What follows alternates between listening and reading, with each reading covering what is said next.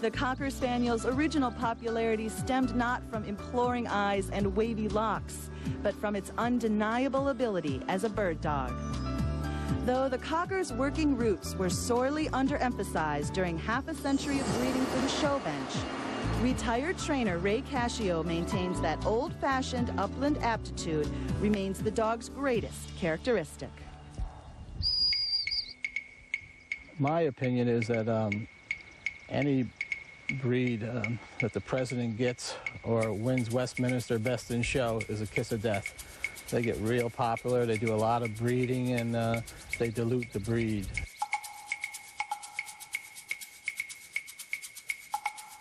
Devotees like Noel Cascio, Dan Lusson, and Trish Jackson often feel an all-consuming passion to restore the Cocker's erstwhile reputation as a hard-driving gun dog. I think that over the last few years, Cocker Spaniels, particularly male Cockers, have been given a bad rap for their dispositions, and it is one of my goals as a breeder to make sure that these dogs have the temperament to be a therapy dog, to be good with children, to be good with the elderly, to be patient, and to have, of course, the stamina and the hunting ability that we also look for in the breed. I think what makes this breed so special is that they've been, I would say, dormant for so long. These dogs have been bred for the show ring, and I think the genes, the hunting genes, have been pushed aside a little bit. Hey, come, sit. That's the attraction to people is to bring out that instinct again and get these dogs back to the field the way they were 30, 40 years ago.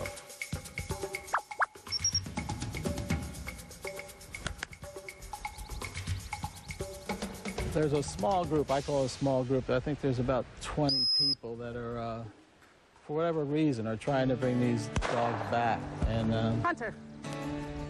They are a sporting dog, you know, and I believe if they're going to be a sporting dog, they've got to do some outdoor work, you know, hunting, retrieving, and stuff like that.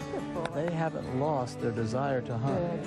And, you know, I can go into a show ring and pick out 10 or 20 dogs that have never had any experience with birds and take them out and get them working. Now, they can only retrieve small little birds. They can retrieve pheasants, actually. Really?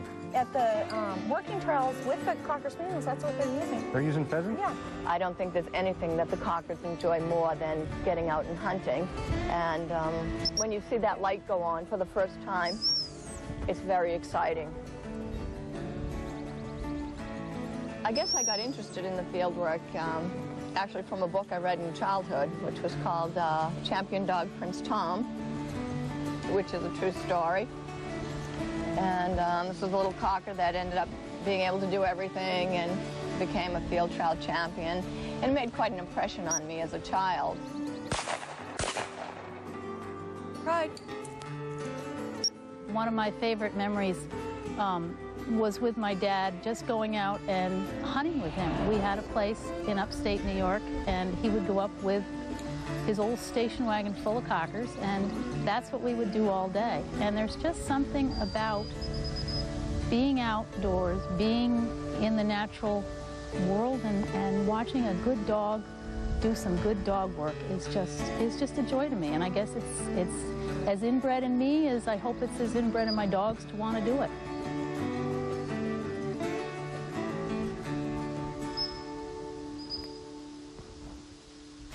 While speed, stamina, and sheer gumption are all critical qualities, a bird dog's greatest asset has to be its nose. In a moment, we'll see how one special Cocker's finely tuned sense of smell provides a whole new lease on life.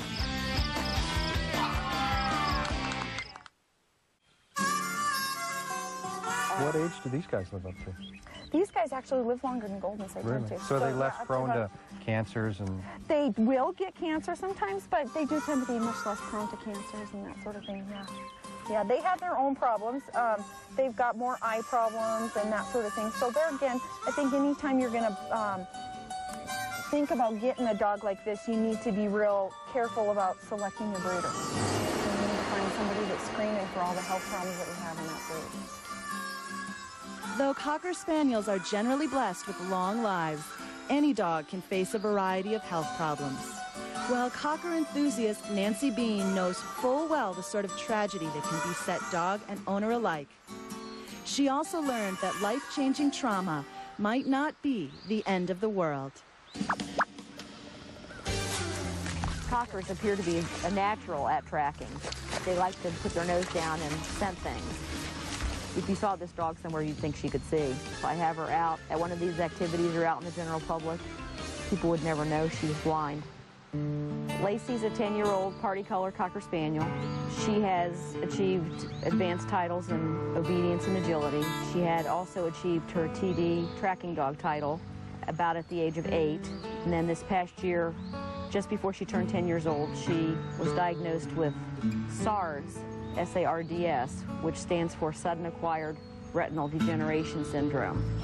She's actually scented the glove. See, her nose has come up. She's getting excited. We can, of course, see it, but she's got to find it with her nose. And the wind is blowing toward us, so the scent is blowing into her face, but she's got to find the source of the scent now. As it turns out, it's not an inherited disease. It's not a Cocker disease. It's just been explained to me by a veterinary ophthalmologist as being a canine disease. They say it's more prevalent in middle-aged dogs and females more than males. Wow, there she goes. All right, very nice, Lacey.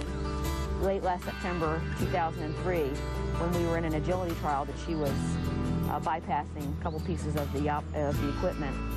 And I wasn't suspicious then, but the next day I noticed that she couldn't see a biscuit when I was trying to hand her a biscuit. So I determined by that evening that she appeared to be blind in one eye. So we got her to the veterinary ophthalmologist within a day or two, and although they were hoping that it could be something else, it did turn out to be SARDS, which means that the dog is totally blind, and there's no treatment for it. They go track it? Okay. Go track. AKC-style tracking is really just for the sake of following a human scent to an article. She can't do it in AKC competition, but she can do it for fun. And that's mainly what I want. I want to keep her involved in life so that she has something that she likes to do and she can continue doing.